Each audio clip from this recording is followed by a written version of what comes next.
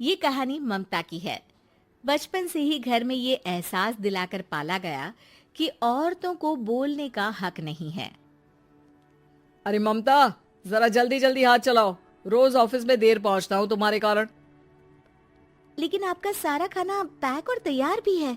अरे जबान जितनी चलाती हो उतना अगर हाथ चलाती ना तो शायद घर को अच्छे से मैनेज कर पाती। क्या मतलब है? क्या नहीं मिला आपको? मोजे मोजे कौन देगा? ममता भागकर पति को मोजे देती है। वो हर किसी का ख्याल रखती, लेकिन उसके घर में रोज का रोना लगा रहा। अरे माँ, आज स्कूल में टीचर ने मुझे फीस के लिए डांटा। माँ, मुझे अच्छा नहीं लगता कि स्कूल में फीस के पैसों के लिए मुझे कोई भी बात सुनाए। अरे पर बेटा, ये तो पापा करते हैं ना, सारा ऑनलाइन। मुझे तो इसकी जानकारी भी नहीं है।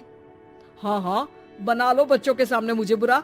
अरे करता तो मैं ही हूँ, माना, लेकिन मुझे कोई सपना थोड़ी ना आएगा कि बच्चों की फीस जमा करनी है। अरे बताओगी तो तुम ही ना। ममता की अब ये आदत में शुमार हो चुका था। वो हमेशा हर बात के लिए खुद को ही दोषी मानती। एक दिन वो पड़ोस की दोस्त से कहती है, समझ नहीं आता यार, मैं इतनी डम कैसे हो सकती हूँ। बात तो सही भी है ना। अब पति बेचारा नौकरी करे, पैसे कमाए, या फिर ये देखे कि बच्चों की फीस का वक्त है। क्या करूँ यार। पता नहीं, मेरे पति तो सारा काम खुद ही करते हैं। वो तो कहते हैं कि तुम थक जाती होगी, सारा दिन घर बाहर बच्चे। तो अच्छा, ऐसे भी पति होते हैं क्या? अरे क्या बात कर रही है? भाई साहब कभी तुझे किसी बात के लिए सुनाते नहीं? किसने कहा नहीं सुनाते? अरे ये पति चीज ही ऐसी होती है कि बिना पत्नी को सुनाए उन्हें चैन की नींद कहाँ आती है। तो तू भी परेशान रहती होगी कि कैसे, क्या, कब भूल गई। अरे वो तो मुझे बस इस बात के लिए ताना देते हैं कि मैं वक्त पर खाना क्यों नहीं खाती या पार्लर जाकर अपनी साज सज्जा क्यों नहीं करवाती। पड़ोसन बोल ही रही होती है कि ममता के बेटे की आवाज आती है। अरे माँ, क्या हो गया? लग नहीं रहा कि आज आप मुझे पानी भी देगी। अरे कब से खाने के लिए वेट कर रहा हूँ। अरे यार, मैं चलती हूँ। बेटा खाने के लिए वेट कर रहा है, मैंने उसे खाना भी नहीं दिया। अरे 12वीं में पहुँच चुका है तुम्हारा बेटा, उसे बोलो खुद पानी लिया करे। मैंने तो अपने बच्चों को काम करना सिखाया है। अरे यार, खुद की भी तो कोई लाइफ है।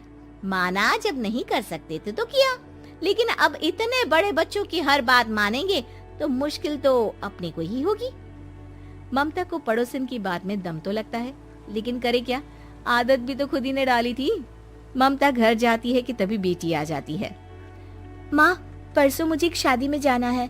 तेरी वो जो लाल वाली साड़ी है ना, उसे दे देना।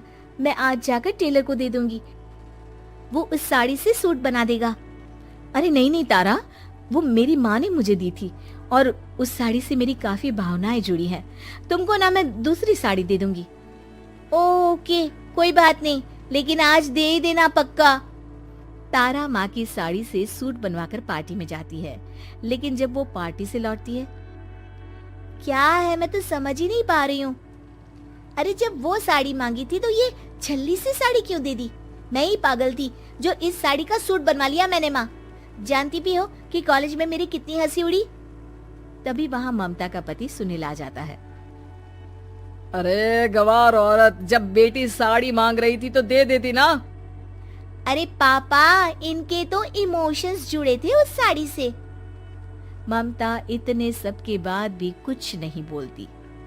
मेरी बेटी की बेइज्जती हो गई, मैं बिल्कुल बर्दाश्त नहीं कर सकता ये। मैं नहीं चाहता कि मेरी बेटी से कोई भी ज्यादा सुंदर लगे पूरे कॉलेज में। जी, वो पढ़ने में तारा बिल्कुल अच्छी नहीं है, उसकी पढ़ाई पर आप ध्यान दीजिए ना। अच्छा, अब तुम मुझे बताओगी कि मुझे किस पर ध्यान देना और किस पर नहीं। रमेश जैसा ही ये वाक्य पूरा करता है, ममता की बेटी और पति उस पर जोर जोर से हंसते हैं। अरे ठीक है ना, पता ही नहीं चला कि कैसे वक्त इतना बीत गया। अरे कैसे पता चलेगा माँ, हम लोगों के पीछे जो तू बैताल की तरह चिपकी रहती थी, तुझे कैसे वक्त का पता चलता। ममता को पहले सास ससुर, फिर पति और बच्चों की तरफ से इस तरीके की बातें सुनकर उसका मन बहुत दुखी रहता था। एक दिन, सुनो ना, बहुत दिनों से कमर के नीचे बहुत दर्द रहता है। कल मैंने देखा तो एक फोड़ा था। अरे ममता, एक बार अपने पति से बात करो, वो तुम्हारा फोड़ा डॉक्टर को दिखा देंगे। अरे नहीं नहीं, वो तो गुस्सा हो जाएंगे। अरे क्यों गुस्सा हो जाएंगे? तुमको दर्द है? हाँ, लेकिन वो यही बोलेंगे कि ऑफिस जाऊं या फिर तुम्हें लेकर डॉक्टर के पास।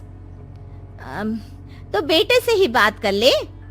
अरे वो तो मैं कर लूं, लेकिन फोड़ा है ऐसी जगह कि उसे बताते मुझे शर्म आएगी। लेकिन कुछ ना कुछ तो करना जरूरी है ना। ऐसे कब तक फोड़े के दर्द से तड़पती रहेगी? अब तो सोच रही हूँ कि इनसे बात कर ही लूं, वरना दर्द के मारे कहीं मर न। लेकिन शाम को। ममता, क्या किया तुमने आज? खाने के डिब्बे में कैसा खाना दिया था? दाल खराब हो गई थी। कब की थी? दाल तो मैंने सुबह ही बनाई थी, खराब कैसे हो गई? अच्छा सुनिए ना, मुझे कहना है कि अरे गरम दाल बंद करोगी तो ऐसा ही होगा ना। बेइज्जती हो गई सबके सामने मेरी। ऑफिस वालों ने ऐसा मजाक उड़ाया कि क्या बोलूं। कल से ठीक से खाना देना है तो देना, वरना खाना देना बंद कर देना। बाहर खा लूंगा मैं। ममता, जो पति से अपनी परेशानी बताने वाली थी, वो अब ये सोचने लगती है कि कल से पति को खाने में क्या दे। अगले दिन ममता थकी थकी सी हालत में, आप लोगों के लिए नाश्ता बना दिया है, खाना बनाने की हिम्मत नहीं है आज तो। रात भर सोकर थक गई है ना, इसीलिए तो खाना नहीं बना सकती। हिम्मत नहीं हो रही है, मैं बस सोने जा रही हूँ। बस मैडम को सोने का बोल दो, फिर देखो कैसे सोती रहती है। माँ, फिर वही पराठा सब्जी। अरे हमारे साथ के दोस्त एक से बढ़कर एक नाश्ता खाना लेकर आते हैं, आप तो बस। सभी घर से निकल जाते हैं, लेकिन जब शाम को बेटा घर आता है तो घर में अंधेरा रहता है। बेटा लाइट जलाता है। क्या माँ, तुम्हारा भी जवाब नहीं है बिजली का बिल बचाने के लिए? वो बोल ही रहा होता है कि सामने माँ जमीन पर लेटी मिलती है। वो उसके पास जाता है। अरे माँ, क्या हो गया माँ? तभी वहाँ पड़ोसन आती है। अरे बेटा, तुम्हारी माँ के पैर के पास एक फोड़ा है, जिसके कारण ये लगातार कमजोर होती जा रही थी। मैंने उसे पहले ही कहा था कि घर में बता दो, लेकिन तुम्हारी माँ किसी को तंग करना नहीं चाहती थी। तभी वहाँ डॉक्टर आ जाता है। अरे इनके ऑर्गन में दिक्कत है, कोई बात है जो इनके मन में खटक रही है। अरे नहीं नहीं, इसके मन में कोई बात नहीं है, कोई काम है नहीं ना इसके पास, सारा दिन बस घर में ही रहती है। देखिए, मैं तो ये नहीं जानता, लेकिन हाँ, इनके मन में हमेशा कोई बात रह जाती होगी, इसलिए उनकी ये हालत है। अगर आप समय से नहीं ले आते तो हो सकता था कि। अरे नहीं नहीं डॉक्टर साहब, हम पूरी कोशिश करेंगे कि वो ठीक हो जाए। हम लोगों ने अपनी ही परेशानी माँ के सामने रखी, लेकिन किसी ने माँ की दिक्कत को जानने की कोशिश तक नहीं की। हाँ, मैंने भी ममता को हमेशा घरेलू जरूरत से ज्यादा काम का नहीं सोचा था। ममता को होश आता है और वो खुद को अपने बेडरूम में देखती है। वो उठने की कोशिश करती है कि माँ, अब आप नहीं उठेंगी। हम लोग है ना, हम लोग आपको पूरी तरह से खुश रखने की कोशिश करेंगे।